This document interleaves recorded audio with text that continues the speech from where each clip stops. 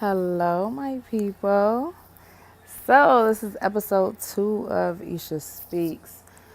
Um, I've been debating on whether I should do mother daughter or mother children. I've came to the conclusion mother daughter because it's so overlooked as far as people don't understand the detrimental values of the bond between a mother and a daughter. I myself have a 15-year-old, and we don't always see eye to eye, and we bump heads a lot. My mother had me when she was 20, so I can grasp it from both aspects as the daughter of a mother, and then I have a daughter. And I don't own rights to any music that's being played in the background. Can't nobody sue me. Fuck out of here. So, let's talk about mother daughters. So, my daughter is 15. I have had her all of her life. She decided recently she wants to go live with her father. I tried to fight it and I prayed on it and I talked to many people, and a lot of people were just like, no, let her go. Let her see what it's like. And so I thought it was like, okay, a couple weeks. She gonna be like, Mommy, no, I'm coming back home. Nope, that's been since January 16th. It is now July 27th. She's content.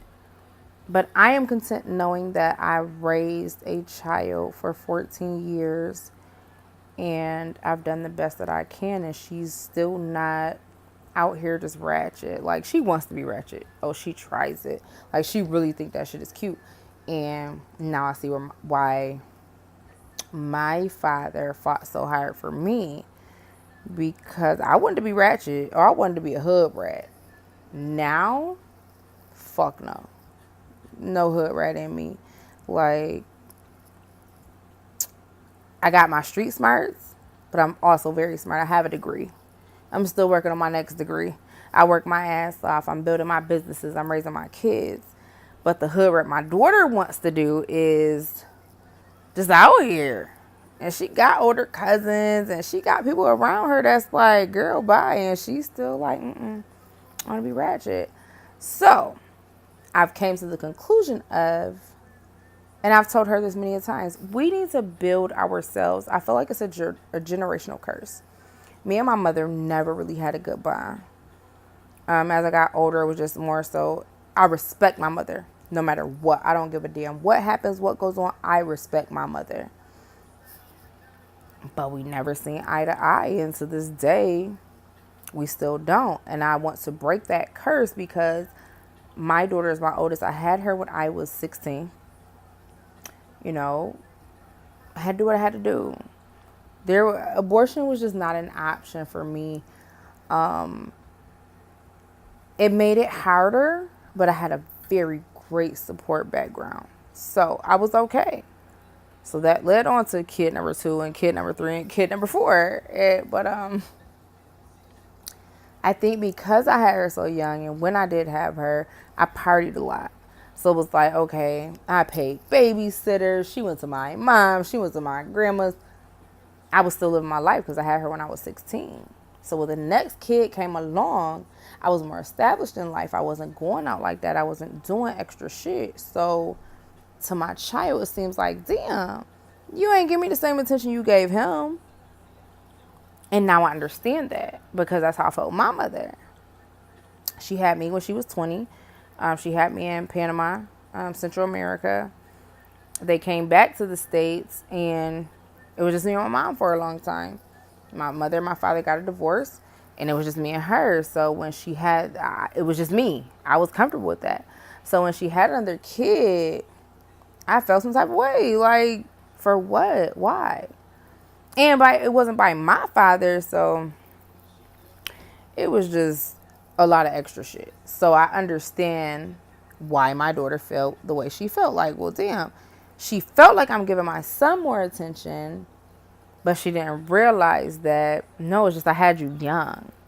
When I had him, I was a little bit older, so I didn't party as much. I didn't do as much. I'm at home more. If I had a boy first, I think it would have been a little different. But I had a girl first, and we clashed, and I love her to death. But with girls, it's just a little difficult because y'all bump heads. It's like you're trying to show your little girl, don't be like this. Don't do this. Don't do the same shit I did. But that little girl was saying, no, you did this shit. Let me live it too. So even with my 5-year-old daughter, well, she'll be 5 next month. She's only about to be 5. But she has a female's mentality, of course. So we bump heads. And then she like, oh, mommy. She states a lot because she's a little old. So, but a mother-daughter relationship and a mother-son relationship is two totally different things. And I always said you can't separate boys and girls. But there's a big separation. And you can never close that gap because a boy is a boy, a girl is a girl. With the girls, you're going to be so much more protective because you know what they can go through and you know that a man could break their heart at any minute. With boys, it takes a lot to break their hearts. So with boys, it's like, okay, I can help you through this, but I'm going, like with my sons, don't bring nan bitch around me that you don't plan on being with because I will expose your ass because it's not right. And that's how my boyfriend's mother is with me. If he did anything wrong, yeah, that's her son, but she's a woman first. That's how I feel with anybody in my family. I am a woman first. So don't try to play me not try to play me, but don't try to play your significant other and tell me about it because it's not right and it's not fair. If you don't want that happening to your mother, your sister, your niece, your aunt, then don't do that shit to other females. So that's where I feel like the separation comes in between mothers and daughters and then mothers and sons. I push all my kids the same, but it's not always going to be the same. If your daughter comes home and say, Ma, I'm pregnant, at the age of 15, 16, you want to go fucking crazy because at the end of the day, that's going to be your responsibility if that child is still living with you.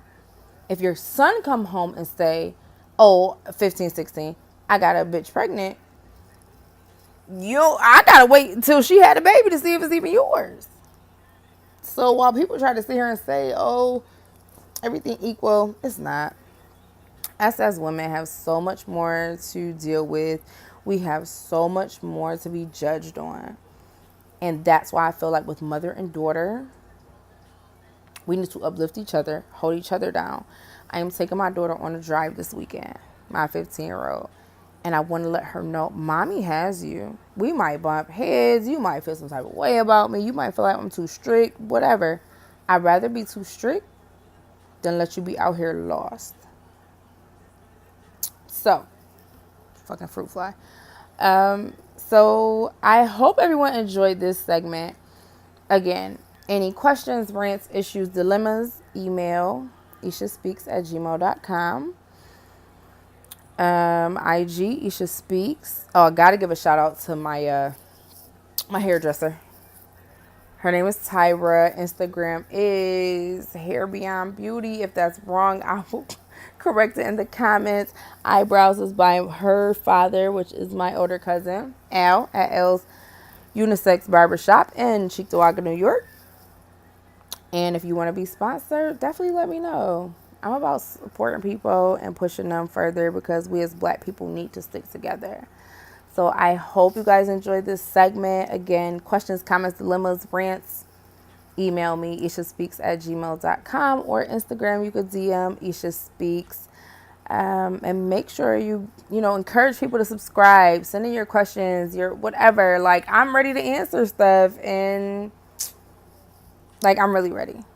So I hope you guys enjoyed this. You guys have a great night, and I'll be posting in about a couple days.